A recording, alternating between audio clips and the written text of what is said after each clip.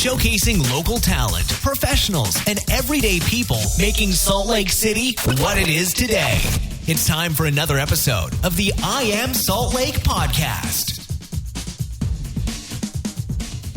I want to welcome everybody out today to episode 209 of I Am Salt Lake podcast.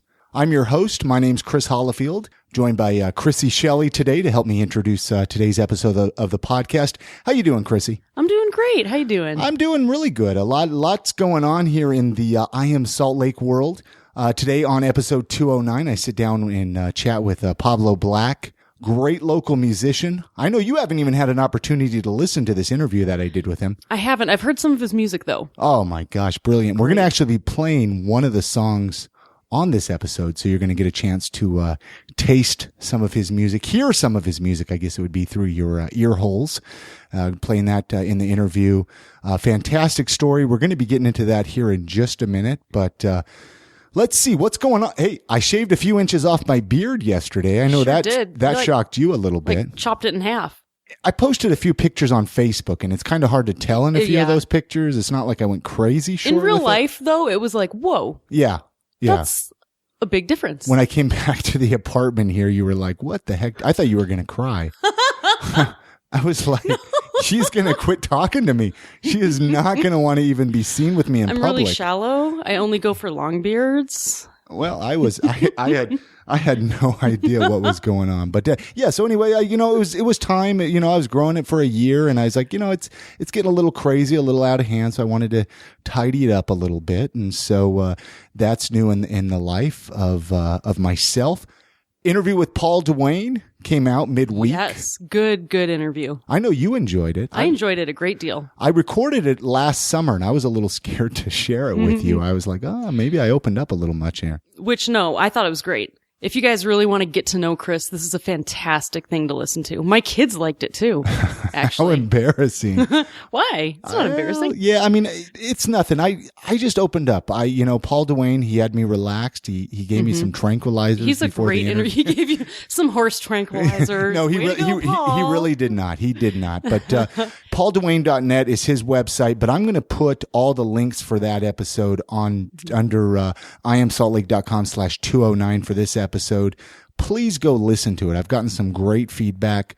It gave me an opportunity to open up, let people know a little bit more about my story, which I'm not always the best at doing, on social media and on the podcast. So, anyway, what else? Let's see. We got the live show February 27th at the Watchtower. Yeah. Do you know who's going to be on that show, Chrissy? I'll let you tell about that. I don't know. Shane Smith, comedian. Yeah. Brian Bingham, musician. And Kevin Kirk from the Heavy Metal Shop. Kevin Kirk. I interrupted you there, but hey, that's cool. I'm excited for all three of those. I think all three of them are going to do a really bang up live show. It'll be a really good time. The Watchtower Cafe, I believe, is at 1588 South State Street. That sounds about right. I think so. If I'm wrong, I apologize. Google it. That's why we have Google. It's going to be a free show. Show starts at 7:00. I would recommend being there early, as seating will be limited. It's going to be a little bit different than order some of their boba tea. There you go. And one of their peanut butter and jelly grilled cheese sandwiches. Get one of those. It's like the best meal you'll ever have. I've never had one yet because I don't do the gluten in the bread, because I'm super cool like that. You're too trendy for the rest of us, Chris. But I've heard they're good. I've heard it's good. So I'm going to just eat it in front of you and tell you how good it is. This is so good. February 27th, 7:00, free show. Sponsored by our friends at Utah Musicians Radio. They'll be live streaming that live show as well. So, the plan is right now for them to live stream it. So if you're out of state, if you're out of the country, I know I have listeners. Shout out to Nikki in New Zealand. I know you're going to want to be listening to that live show that we do there. So this episode is sponsored by Oleo Skin and Beard. Skin and beard. Oleoskin.com. Great local company. You can order from their website. Amazing high quality products. I'm a big fan of all their products, as I know Chrissy is. Yeah. It's all I'm going to use for the rest of my life on my face. And their beard oils, beard wash, oleoskin.com. Use the promo code iamsaltlake.com, or excuse me, just not iamsaltlake.com. Use the promo code iamsaltlake It's going to give you 25% off of your entire purchase, free shipping here in the U.S. Anything more you want to talk about Olio, Chrissy? Or, I mean, I know you love their products. I just love it. I honestly I kind of like steal your skin oil a little bit maybe when I'm here. Do I need to get you some of their skin oil? No, I have my own. Yeah. But it's so great that I also use yours too. Well, yeah. So when you're here, you can just use my my skin oil. Let's see what iamsaltlake.com is a website. I haven't talked about it too much. It's got a complete overhaul. Chrissy actually did that for me. Many thanks to Chrissy for giving the website a complete overhaul. Maybe I've mentioned it, but you can go there and listen to all the previous episodes right there on the website. Links for iTunes, Stitcher Radio are there. And feedback is welcome. If you guys have anything that you would like to see on the website, articles you'd be interested in us writing, top 10 things to do in Salt Lake. We have a lot of ideas. We have a lot of ideas. Give us some feedback. We'd love to add more to it and be a good resource. And there is a donate button on the website. Feel free to, if you got $1 or $2, it helps with the podcast immensely. There's a lot of stuff happening here in the podcast that we can use some extra support for. So I know there's been a few people out there that have been helping support the show. So many thanks to them. $1 or $2, like I said, goes a long ways with helping keep I Am Salt Lake alive. There's a lot of expenses behind doing a podcast. A lot of expenses. I know for one, my laptop's about ready to go out on me, and I'm not going to buy him a new laptop. I'm getting nervous. I mean, I only use the laptop to do the podcast, so it takes a lot of wear and tear. And so, I want to keep the podcast going. So, like I said, if everybody was to just chip in and donate $1 or $2, it goes a long ways. If you could even donate $1 a month. Yeah, exactly. If everyone did that, Chris could afford all the equipment and the hosting fees and everything that he pays for on his own. Yeah. So it would be anyway, amazing. I don't know. Yeah. So, like I said, Pablo Blaqk's on this episode. Fantastic interview. He talks about being a musician. Well, obviously he's a musician, but he talks about what got him interested in playing music. He talks about touring. I mean, he toured with some great bands, Joshua James, for one. Great story, talking about some different things he's done here in Salt Lake. We're going to be getting into all that here on the interview. It was recorded at the Utah Musicians Radio Studio here in Salt Lake City. Many thanks to them. Go check their website out, amr.fm. So with that being said, join me as I sit down and find out Pablo Blaqk's story. It's a good one.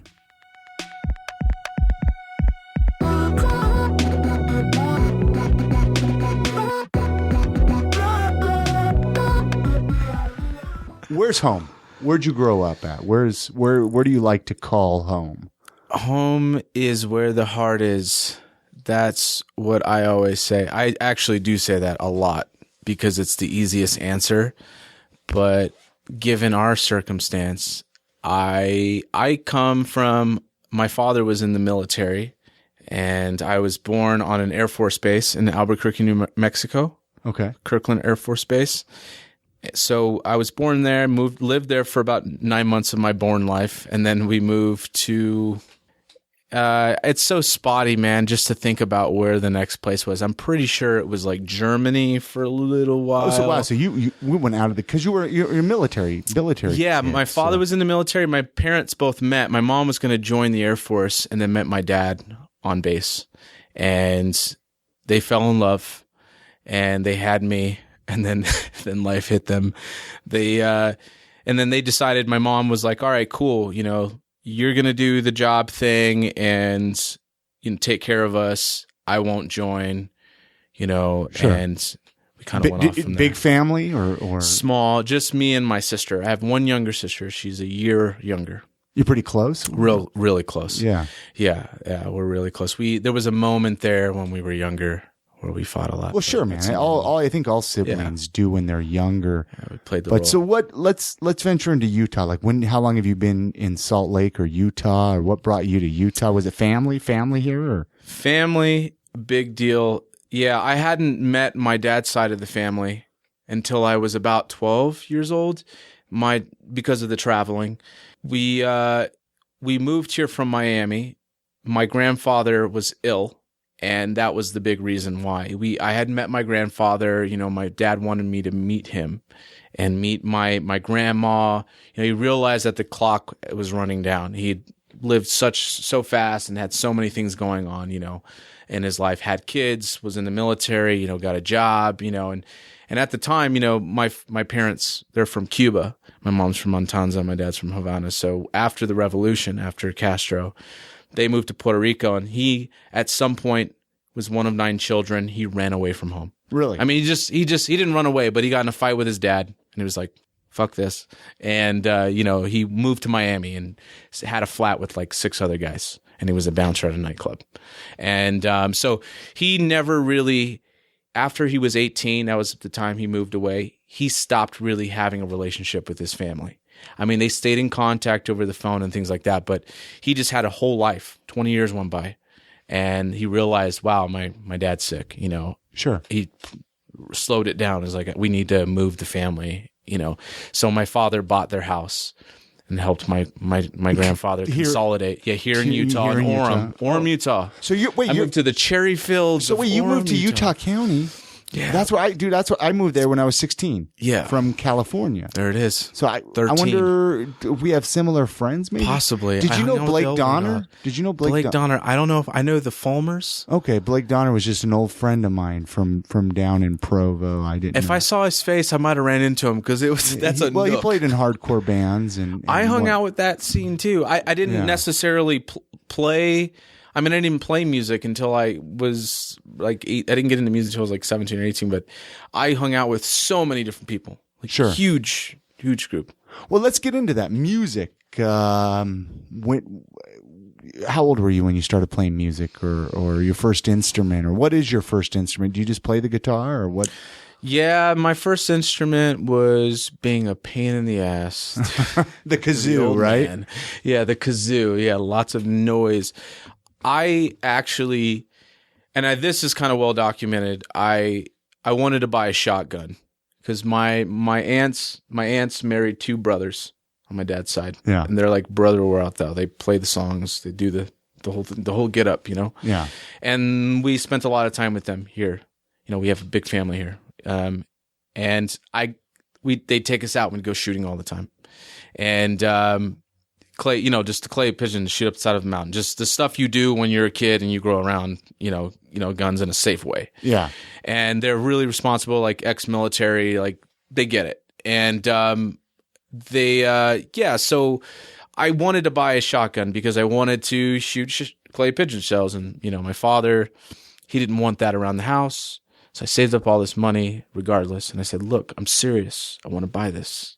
And I want to go hang out with my friends, and we're going to go do this, and I have this all thought out. And he was like, no. I decided to buy a guitar. My uncle played guitar. My family's musical. My grandma was. And how old were you? What did you say? I was 17. Okay. Almost 18. Okay. Yeah. 17, 18. My grandma's a concert pianist. In Cuba, she plays like all these great classical pieces, and my aunts and uncles I discovered when I moved here because I didn't know. They're all musical. Even my dad, I didn't know. And I thought, well, I'll buy a guitar. I can learn from them through this language. This is something they're very passionate about. I mean, they sit in groups, like 8 and 9 of them, and they harmonize. I mean, it's the most amazing thing you'd ever hear. And they sing these old Cuban songs you'd never hear before. And, my grandma's on it just looks like it should, and so I fell in love with that. I fell in love with my family for the first time because I never knew them. And so I associated that. I was like, that's the next thing that I'd like to take on, so, I've got the countryside and then I've got the really musical side. And so I use that as a vessel, and so I bought the guitar. The other, association of that is my dad had one and he never played it. It always sat around the house and I never knew why. Moved from Miami to England to North Carolina. It was always a damn guitar in the house and I never knew why. And he didn't talk much about who he was. I didn't know much about my father. And it was always this guitar. It was a symbolic thing. But did he play the guitar? He never played it. But, I didn't know could he play it? He never played it. Okay. Didn't even know he was musical. Didn't even know he sang. Sure. And one day I got in trouble. I got suspended. That was one of the other reasons why I moved here. I got in fights all the time. I was a really I punched my teacher in the face in 6th grade. Like there was some big issues also personally with me kind of fighting through stuff. But one day, you know, I got in trouble, and my dad broke that guitar over my bed and on me. Wow. Kind of, not really. I mean, it was just an intimidation thing, and I was sitting by the, you know, and I always remembered that, you know, and it always kind of carried with me. And I thought, when he didn't want to give me that, you know, he didn't give me what I wanted. It was like, I thought I'm going to buy this guitar because there's something there, you know, and I'm going to, you know, through this instrument, I'm going to get to know my family and my father, and I'm going to understand some things that I might not have known before.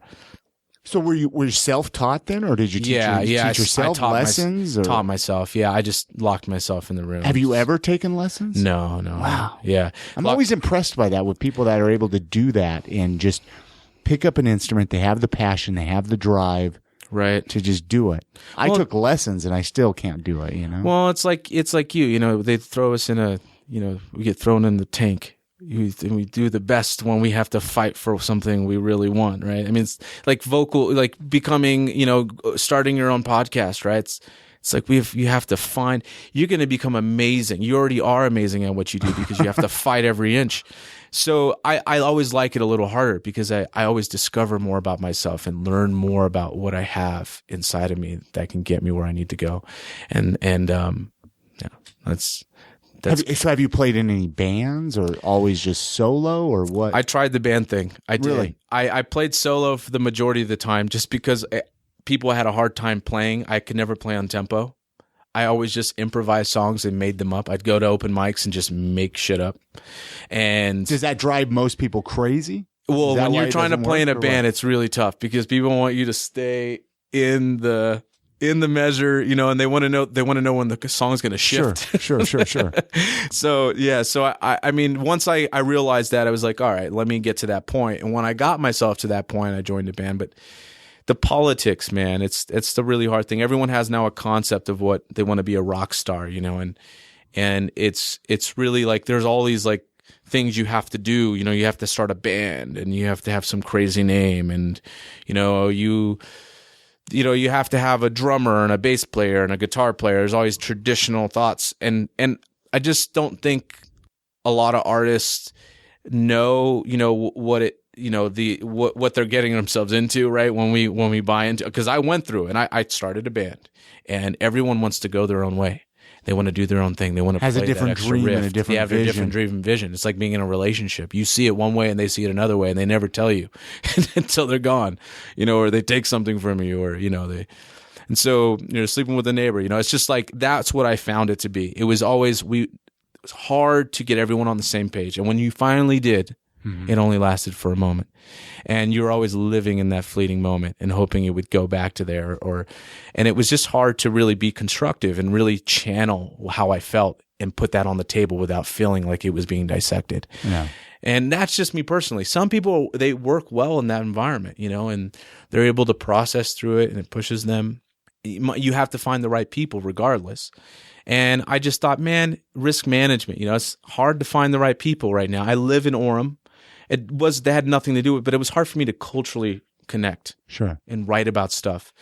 And it seemed like everyone was either too extreme or just too dry and just closed off. Yeah, but Utah County has some amazing musicians. They have great music. And so I that's kind of where I started. You know, Corey was just managing, you know, the Muse, and he hadn't bought Velour. And I was I hadn't even known the place existed. I was just getting my hair cut. Some girl said, "Oh, I made people cry at the open mic at Velour." And I thought, man, I should go out and finally play in public.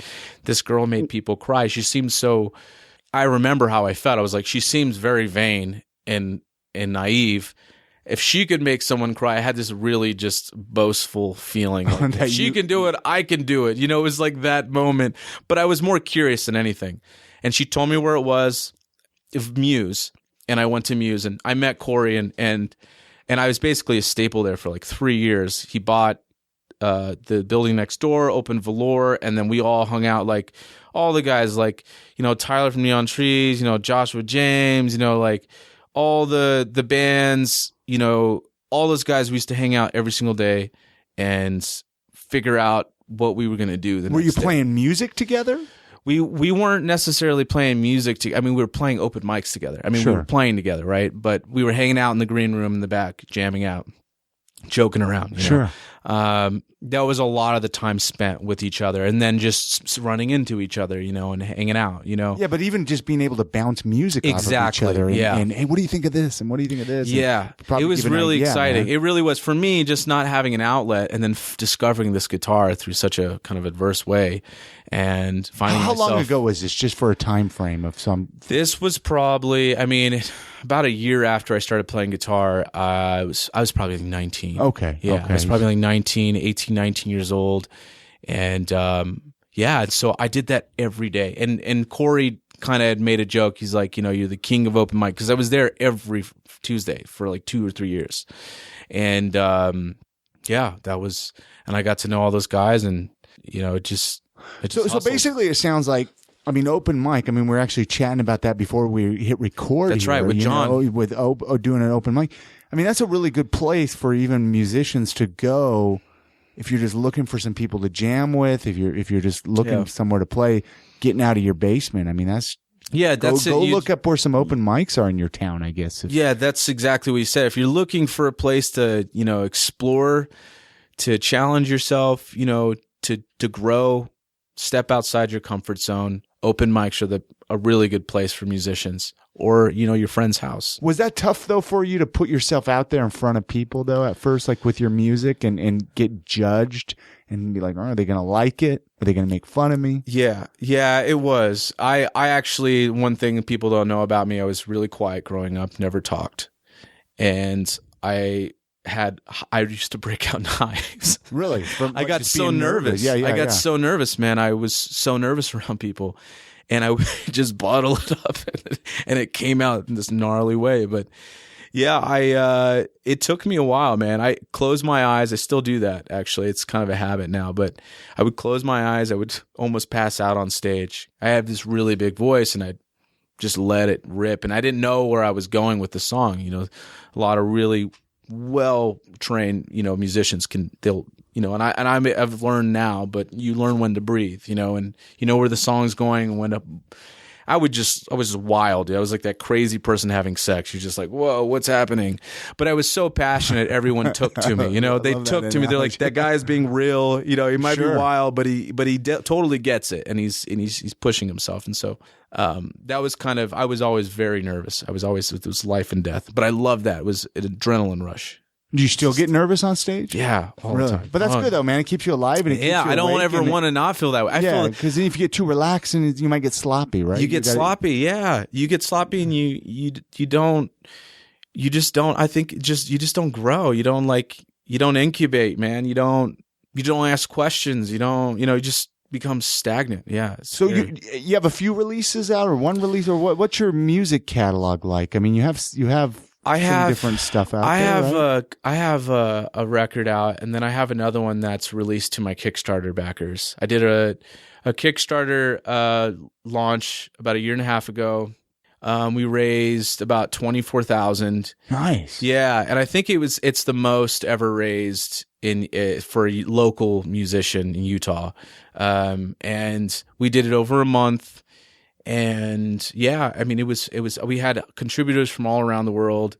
Cause I kind of started in the YouTube game and got myself out there that way. And actually before Kickstarter and crowdfunding were popular, I designed a site with my brother-in-law who now works for Domo. I started my own little crowdfunding concept with PayPal, and then I designed and hired an illustrator to create a web page and packages. And that's how I funded my first record. It was only I raised $3,000. I recorded that record with Joshua James. And so then this one was kind of like I already knew what to do. And so I was kind of ahead of the curve, and I had it all planned out, and we hit our goal, and everyone's just, it's just amazing how many rad people are out there. They want to see you, everyone wants to have that, live their dream, and they want to see somebody, at least, if not if they can't do it every day, they want to see someone be. What did you mentioned YouTube? You kind of created. Did you have like a YouTube channel or something you were doing? Is that kind of what you're doing with YouTube, or you're just putting videos up there? Yeah, so much ground, man. I know, right? It's like the YouTube was interesting. I just developed an algorithm. I built an audience with an algorithm. I cracked the YouTube code, as it may be, like, but they have changed it since then. But it's still kind of similar. I just kind of stepped away. I got burnt out with it. But yeah, I realized that I had this awesome record, or a record that I really enjoyed, and I wanted to share it with people. But it was so difficult. I used social media, but it still was very challenging, and I was very inspired and just fascinated by the viral aspect back then, and so I just started analyzing stuff. I love patterns, I love geometry. My dad shot pool, amateur. I shoot pool. Like, I love that stuff, and so I just noticed certain things, and I remember them, and I just stared at a computer screen and watched these videos that just blew up. That just like, how did you get 1 million hits? Those people.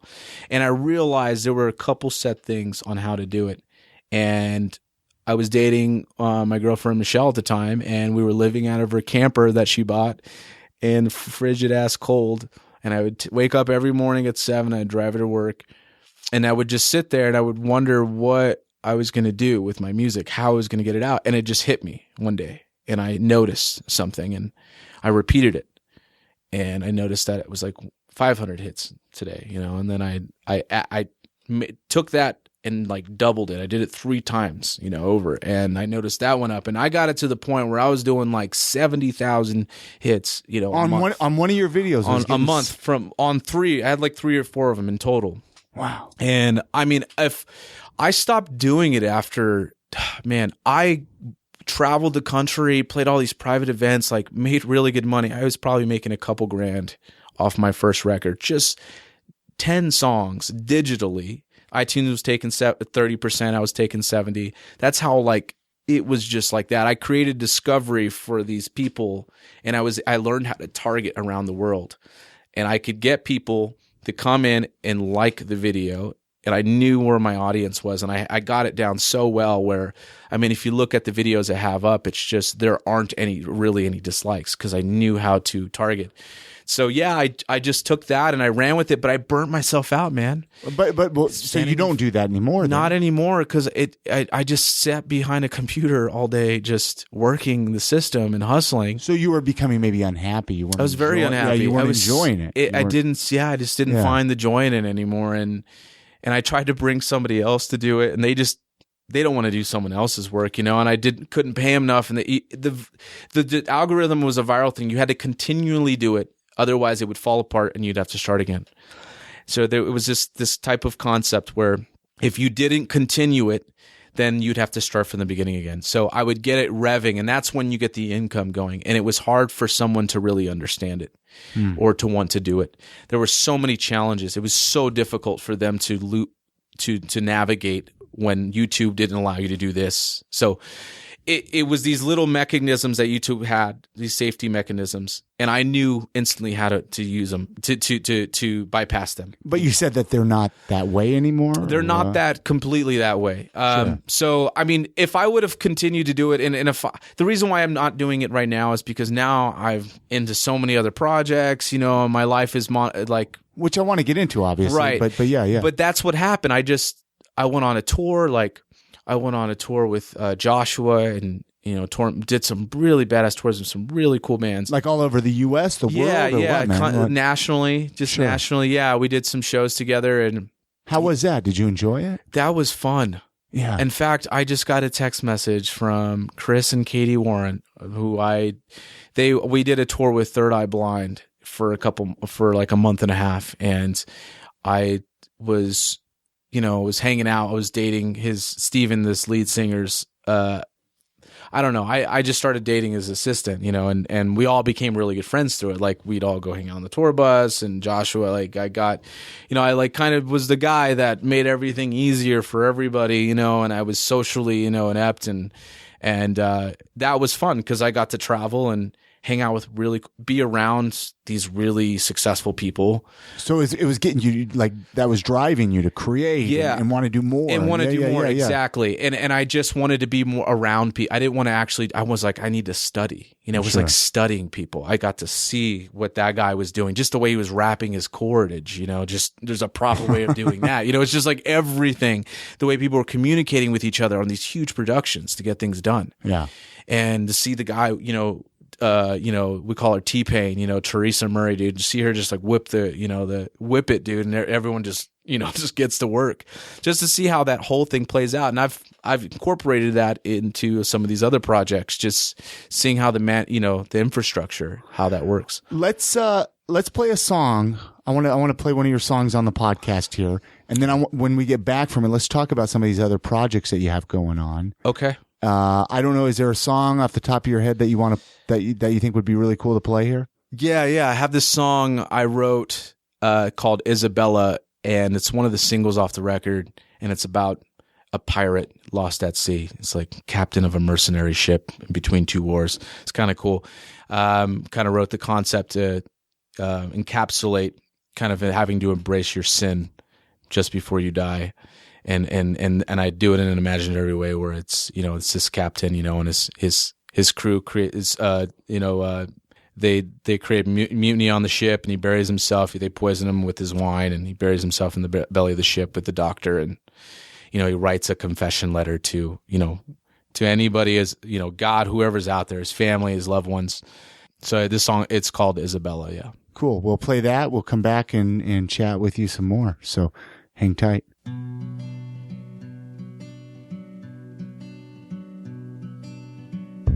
I might fall for you just one last time.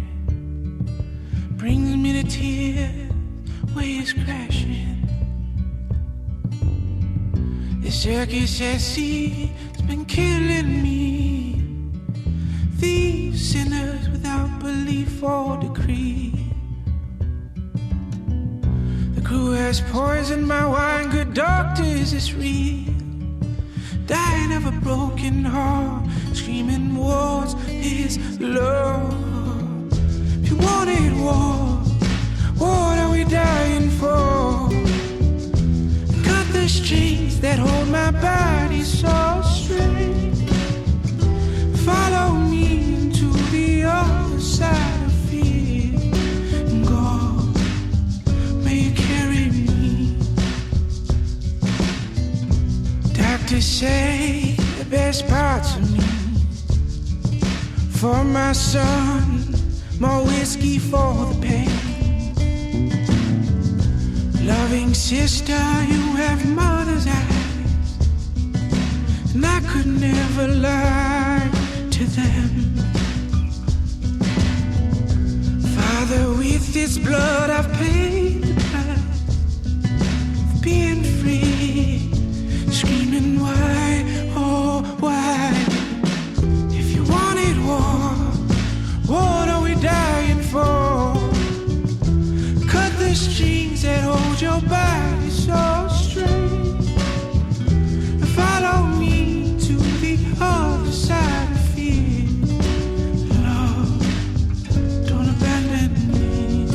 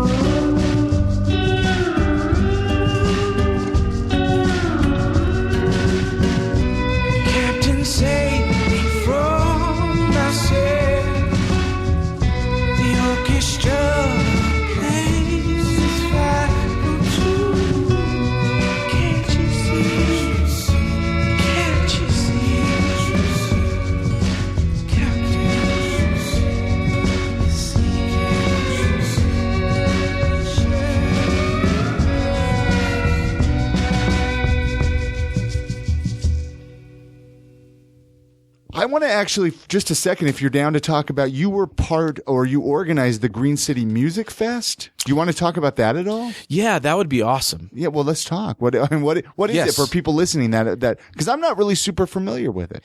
Yeah, so we did 2 years. Did 3 years. I kind of unofficially did it as a Pablo Palooza, which was also a farewell show for Joshua Payne Orchestra when they left Utah officially a few years ago, and I did that at the Photo Collective, Right downtown. right downtown. Sure. So, and that's something that which is another funny story because Dave had not. I used to throw storage unit parties down in Orem. And with a lot of these local bands that everyone kind of knows of more of now, and Dave, I'd have him come down do the photo booth. And when I was moving to Salt Lake, I was like, "Look, I'm looking for a place." And so me and him met up, and we're like, well, "Maybe we can move in together." And so we were actually going to move into Pierpont on Pierpont, which is they're now turning into apartment buildings. And all the businesses are getting pushed out. They're getting pushed out. We put in a lease to start a studio there, which is now, Dave carried on with that because after that didn't go through, I went on that tour.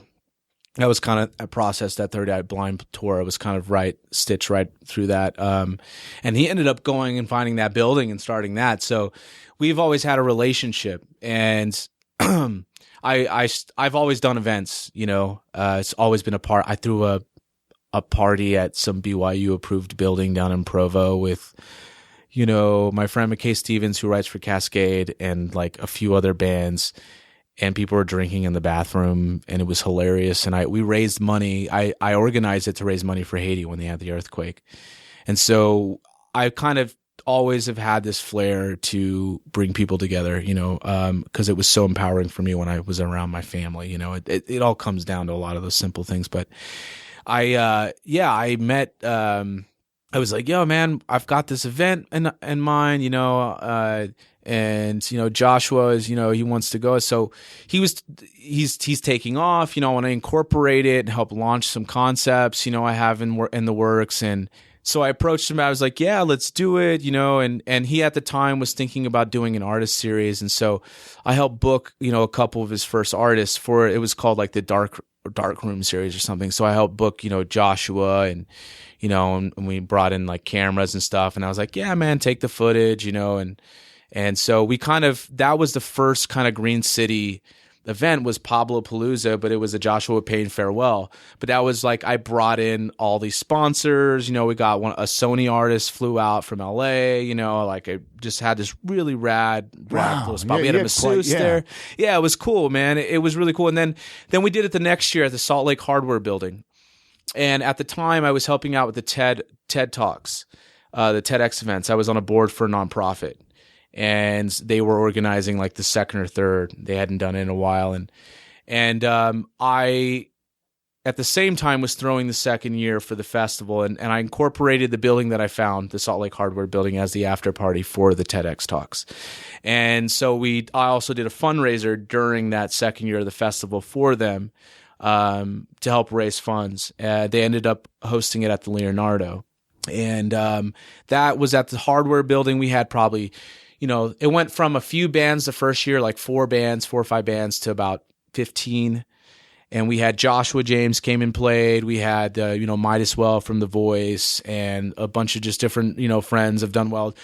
Goal Zero was there, Beacon Audio, Dave, I brought him out, did the photo booth. Just so many, I had Squared, just a bunch of different artists, graffiti artists. So it was quite the event, man. We had probably 800 people there. But you've only done this 2 years. You're not doing this anymore then? So the third year we did a 2-day event, and it was supposed to be, I was helping out at the Impact Hub when they were kind of getting that going and doing their crowdfunding for it. And I was working with them as well on their project, and we kind of developed a relationship. They got their stuff going, and the third year was going to be at the Impact Hub, but they never finished renovations. So I organized this 2-day music festival, bro. 2 days, and the date kept changing. And 2 days music festival was like, I had 60 bands, You have like 40 booth sponsors. Wow. Were you doing this all yourself? All myself from my room, and some Charlie Chow, some firecracker shrimp, get delivery, Charlie Chow, hit that Charlie Chow. It's amazing. Not good for your ass though. Put on some serious weight during that. But yeah, I just hustled hard on my computer, and just talked over the phone a lot, and didn't have a car. I haven't had a car in 7 years. Used public transportation, just really getting my imagery and my vision out there to people, and connecting them for them so that everyone just sinks in. But I did that, and it was a huge success. And I carried over to the third year, which was it was a year and a half ago. But the hub wasn't ready. And so I kept having to reschedule everybody to a new date. I did it 3 times, all these people. And finally the date sticks, and they not even 3 weeks. They go, it's not going to be ready. And I couldn't change it. So Soren Simonson is really well-known architect. He's designed a lot of the buildings here in downtown, the skyscrapers. He's a friend of mine because we went through the hub process together, helping them bring in folks and playing at shows, and promoting, and being a part. He called in a favor. He helped actually design the new layout for the Fallout, which is another venue over by the Salt Lake City Central, 6 West and 6 South. Yeah. So that was a Luminous. It was a film studio. I don't know if you knew that. And they were filming Pixar. I believe it was Pixar was filming The Legend of Santa Claus. They got picked up. This guy named Darren, his production, they got picked up their script, and then the economy dropped out. And so they had this huge building. The project got defunded. I mean, they were at Tyco figuring out toys. Project got defunded, and one investor hung on, and Darren worked with Soren, and they created a hub kind of aspect there. And so they took this open space that was just filled with guys doing CGI and animation and claymation, and they created rooms for just independent artists so the building would survive. And so Darren owed a favor, so Soren called it in. He's like, look, Pablo needs a space. And he goes, all right, man. And so we booked it there. I had no idea what the building looked like. I just needed a space, and it was big enough. So Darren was great, man. He worked with me. He was just really kind of just a fun, a guy's guy, drinking some wine, we're just hanging out, it's like, oh, you want to check this out? He was just so cool. That was a great experience, but man, we ended up having the day of the festival, the roof leaked. We had a monsoon hit. Monsoon, dude. Sideways rain. Of course, if anything could go wrong, right? It happened. Yeah, it's that day. Oh, man, it was crazy. I mean, we sold probably 300 tickets, and we probably had, over the 2 days, maybe 500-600 people. I mean, because the roof was leaking. I had the senator there, dude. I had Jim was there. He gave a talk. I had a couple NBA, just different people from Interscope. It was a rad thing. Qualitree, Slug, Studio 11. I just had all the kind of fusion of cultures that are really just digging it up and exploding. These really awesome, Troy Williams, just all these people and this awesome energy going on, and the power's just struggling. The building's leaking. It was like the end of the world was happening. Were you just super stressed out? I was so stressed out. Yeah, man. Are you having fun? Fuck no. People I had to hide that, that's the hard part. And I realized that is so stressful. Sure. You have to, you plan for 6 months, 7 months, and then you only get a day or 2 days to get it right. And if you don't get it right, all that planning just goes down the drain. And I remember sitting in that environment. Everyone was having a great time. I did this custom flower lounge. We did this whole custom flower runway show. Shelly, Hughes, she just brought in all these beautiful women, and we did these amazing flower arrangement gowns, all flower. And she uses these wires to shape the gown, and then she weaves them through. She's an international, fashion, runway designer. She does gowns. She does banquets, usually works with flowers. Had all this really cool stuff going on, and it's raining inside the building. It's such a distraction. What time of the year did you do it in? It was in September, and that was a part of the whole, we kept having to move the date. And so I got into the rainy season. I didn't know the building leaked either. Yeah. I went full fledged. I mean, we fucking brought in a quarter pipe, like a big old, almost a half pipe. It was like, wow, you did not hold back with put this event. this underneath the freeway underpass. Quality, the 801 skate crew, they looked at me, they're like, dude, let's just do it. We got a U-Haul. Who are the other guys? Drang skateboards. They do like longboards.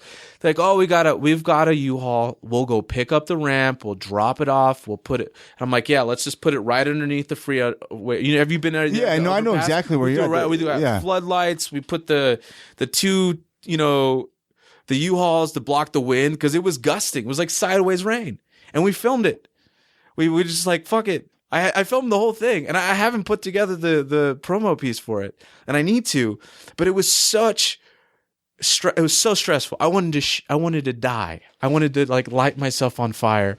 I was so stressed out the whole time. Would you do it again though? Would you do an event like this? I would. Again? In this past year, what I decided to do instead of throwing the event, I've been investing my time into that whole like getting it right. Just 2 days, I was like, I want to have my own place where I can get it right every day. And that's kind of where you and I kind of connected. Was Well, let's was talk, that Nomad? Yeah, I mean, but we kind of.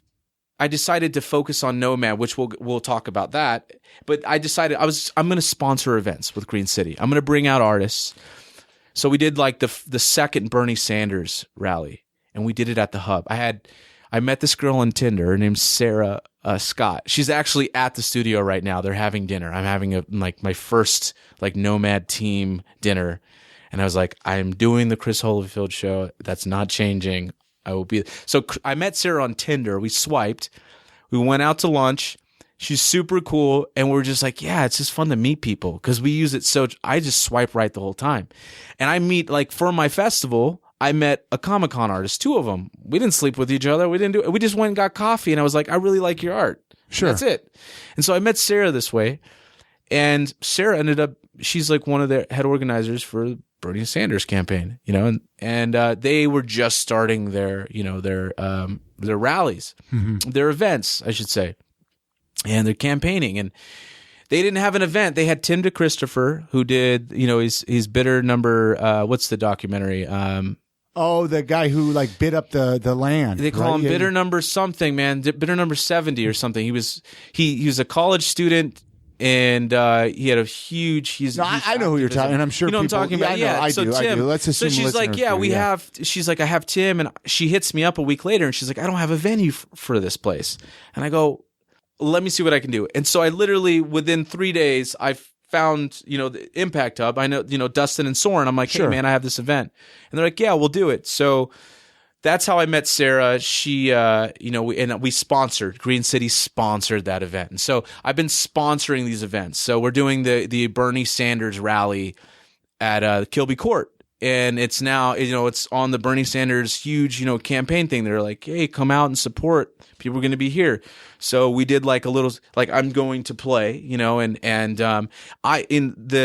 the millennials, Utah, Bernie Sanders. It's like they have a name for him. It's, God, I can't even remember. It's Bernie Sanders for Utah Millennials or something like this. Yeah, I've seen it. And these guys are amazing. They are, just the young, the X generation, the mid 20s, late 20s. They just rallied from Utah, full County, of energy. Full of energy. Utah County, just bring all these kids together and got them all conscious and are throwing these events with Sarah and on their own and so, they had someone drop out, and I was like, yeah, I'll step in, and so just kind of using the festival, promoting it this year. And then I'm going to use Nomad, which is something we can talk about. Let's talk about it. Let's get in. So I saw it was this space, right? Like you were. Yeah, I was thinking of moving the podcast there to do some recording. That's right. And I mean, it's a rad. And place, I was looking man. for fresh meat. It was like we got that meat grinder downstairs. I was like, Chris has got that beard that would do well in the dish. That's right. Yeah, that's a whole other story. But long story short. Yeah. The building was red tagged, and there were some artists that had studios out of there before. It was like Heidi Grass was one of them. She does like the AMF, who was a longtime best friend a while back, And there was some other people like Josh from Muscle Hawk, just some random people. And then a couple years before that, I had a friend who always went there, and before they had even been there. So I'd known about it. It was on my radar. And a kid that I built a aquaponics system with for Green City Music Festival, he said, "Hey, Pablo, there's this place. I'm going to be I'm the living contractor. I'm going to get it to code. So you should come check it out." Okay. Yeah. So he just, I'd just done Green City. It just flooded. There was a huge, the Noah's Ark. Everyone left. I died. And I was sitting at my parents' house for 3 or 4 months writing a eulogy, just going, I don't ever want to do this again. I don't want to talk to anybody. And he keeps hitting me up. You got to check this place out. And so finally, like 3 or 4 months after just shutting myself off from the world, I go out to this building. They call it the G building. It's on 2225 South, 600 East. And it's right across the street from Dancing Cranes, right? And so I check this place out. It's fucking just a massacre. It's scary. Like tweakers. I mean, because it was red tagged, it got infested. It was just full of squatters. Yeah. I'm sure there's people there. People need a home, but there were all kinds of people there too, though. And so they had to be physically removed from, by the owner's authority. They came in as security and as contractors. And so we would go on these late night runs, in the building. It's 15,000 square feet. And there's all these different rooms. And so we're walking around, trying. So I went through this whole experience with this building, and it finally got to code. And I mean, at one point there was an incident where he had actually, this guy, Skylar, had rigged up a paint bucket at the door entrance, because we had so many people breaking into the building at the time. And there was an incident where the cops showed up looking for somebody, and they thought they were inside the building. And I just have to tell this story because it's just fucking hilarious. Dude, please do. So the cop shows up, dude, and he opens the door, and this whole levee rigged up system, the paint bucket falls and hits this guy right in the head. The cop right in the head. Paint bucket. It was an illegal break-in. I mean, was there paint in the paint bucket? There was paint. There was a little bit of paint in the paint bucket, and it dinged the back of his head.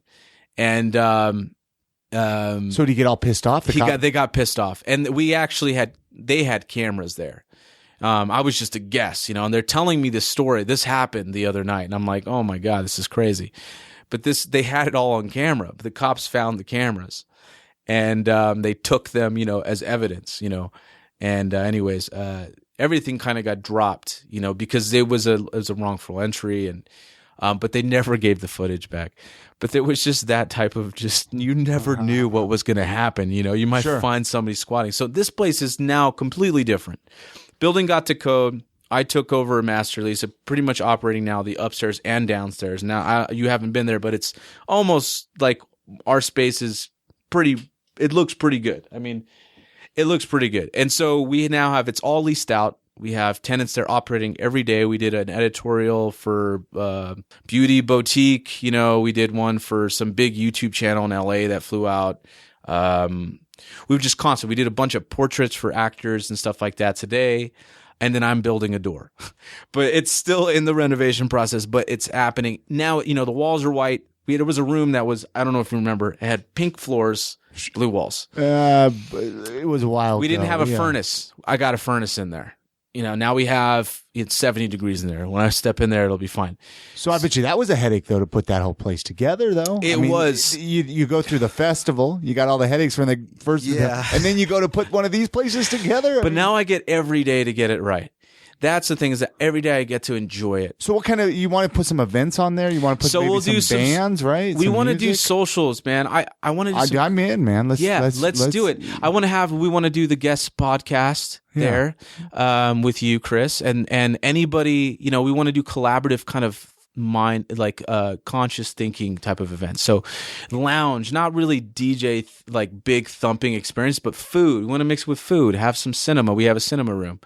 Mix it with just me introducing new people, with the professionals we have there. And it just create a really kind of 40, 50 people. I like it. 60 people.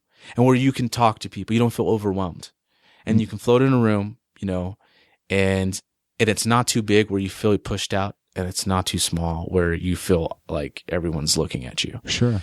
So that's kind of, and then we get to know each other and listen to new music and kind of share and do improv stuff, go on air or, take some photographs or video the whole thing. We have a video editor now there, Steven Lubsha. I met him because UTA was shooting a commercial at the building because we did a whole 5-month graffiti piece with a bunch of local artists. Casey Kawaguchi, does Forefront Skis and a bunch of different graffiti artists that had kind of gone they're weaving into the culture and the community and local businesses, and had them invite their graffiti friends out, graph friends out. We had a guy come down, jump a train from Idaho, came down to visit you, to come visit to graph the wall. Nice. And then the whole community comes out. And they're like, oh my God, there aren't tweakers here. Yeah. Oh my God, there are colorful murals. You got great art on the side of the building there, man. Yeah. Yeah. It's probably even more covered than the last time I saw it. It's way more covered. And it's almost completed. In fact, there's just a small section left. And it just got the community really invested. Like, wow, we seeing somebody come out in their wheelchair, seeing them wheeling their parents out to come stare at the wall and watch people put up paint. Watching a craft that's misunderstood. Sure. That was amazing, and people stop by every day and go, this is our favorite place on the S-Line because it's on the S-Line boardwalk. There's like 9 blocks. We're like 6 blocks up from Wasatch and Annex. This is our favorite place. So we get traffic all the time. We have a doggy park across the street. It's been such a transformation. We've got Stevens there. He does video editing. I met him at that UTA commercial because they love that art. He came in, he does like feature films, like production hand type stuff. And then he's going to be shooting a doc with a child rescue organization we both work with that I met at the Impact Hub out in Peru. And all these combat vets, ex-combat vets get together and they have literally, ex-CI operatives. They do they have like little intelligence silos out in these different areas and they find where these rinks are. And we raise money and fly these vets out and they do run operations. They bust these kids out and different women and just, people that used to have families. So he's going out to do that. He has a partner that they're starting a nonprofit with that they're going to help, do production work for Kickstarter stuff. His name's Carter and he does CGI and branding, guys. Wow. Feature films. It's so awesome. And then Caitlin Butler Caitlin's our awesome fire pixie, just full of life. She's a program director for an National Environmental Science Network. And they're a nonprofit, and they've been around for about 30 years, and they specialize in law. So she's been operating kind of remotely, just everywhere. She's kind of like another now running the office there. Then there's Mish Frampton, who does only film. She's an amazing fashion photographer. Does editorial stuff, flies out and does the whole thing. Like everyone does what they do for a living, which is really another big motivation for the space is just to accelerate, incubate all these creators and get them working with each other, feeding off each other. And then we have a few other photographers downstairs, Sean Anders, Jordan Burr. Sean does actors. People fly out from LA, headshots, and then Jordan does more fashion. She did like the Downing Street clothing line. Okay. We did a catalog shoot, last week with that, and then there's Robin Lindy. They do wedding photography. So we kind of have like that, and then that's capped. And then Sarah Scott, she's actually over at the space, which I gotta probably head over there. Yeah, we'll get you out of here in a minute. We just found out. I don't know if I can. She said I could say this. Okay. She's the Bernie Sanders just wrote her name down on a piece of paper and signed it that she's like the new head, political campaign leader for Utah. So she's going to be kind of, taking it to the next level, nice. And connecting a lot of the officials here and just whoever is really interested in, supporting, the Bernie Sanders campaign. So she wants to, she's getting a space there. So you got it all there, man. We have dude, it's a full boat. Okay. So people listening, and I'll get you out of here in a couple minutes here, but people listening, how can they get in touch with you how can they get in touch with you in general, I guess? I think the best way, my phone number is 801-357-9918, and I've had that for 8 years. I think you're the first person on the podcast to actually give their phone number. Pop that phone. Yeah. 801 357, real slow, 9918. First one. Yeah, so call or send you a text. And or, I have Facebook. Pablo Blaqk. Right now, we don't have an official page yet. We're getting it all dialed in. The laser etchers are making. We got guys a 3D printer, laser. They do 3D CSI machine. They're doing a huge logo for us etched in wood. So we're waiting until we get there. But Facebook, you can look me up, Pablo Blaqk, and just and I'll put the links at iamsaltlake.com with this podcast. Yeah, go into iamsaltlake.com and figure that out. Well, no. I'll put your Facebook on there. I didn't know if you have. That's the best way. One more question. I have to ask this because I ask every person that comes on. Mm-hmm. Favorite local eating spots? Eating spots? Yeah, I know it's a silly question, but everybody always has different recommendations, man. Yeah. So you mentioned Charlie Chow's earlier.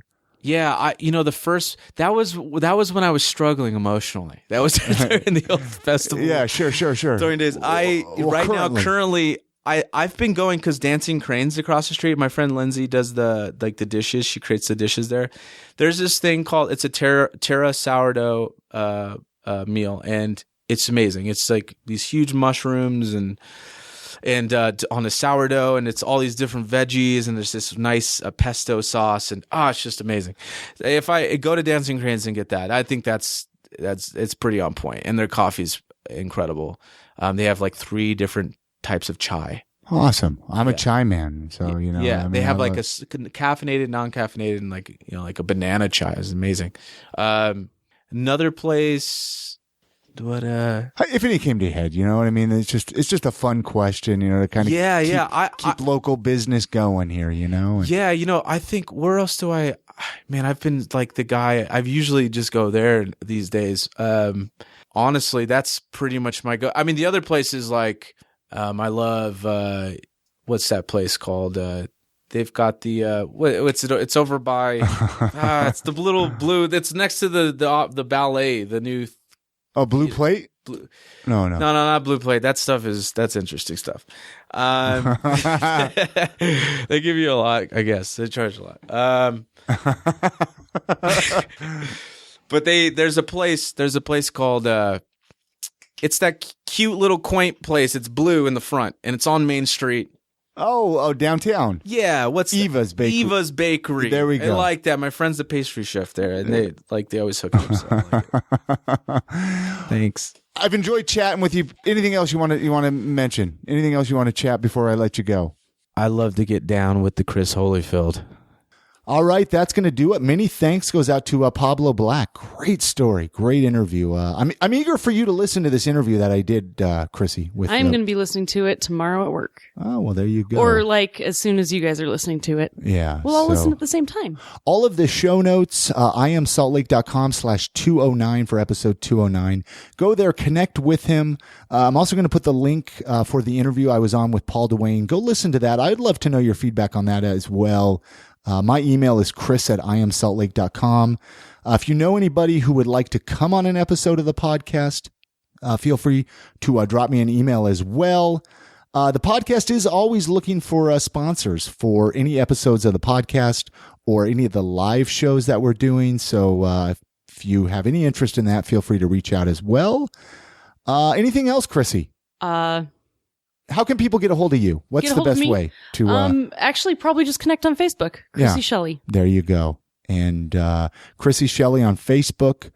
And many thanks to you. I love these times to sit down and just chat with you a little bit on the podcast. And it's a good time. Yeah. And go check out your podcast, Totally Real Podcast, right? TotallyRealPodcast.com. TotallyRealPodcast.com. Thank you, everybody. iamsaltlake.com is the website. I'm here every week. Hit that subscribe button on your podcast player.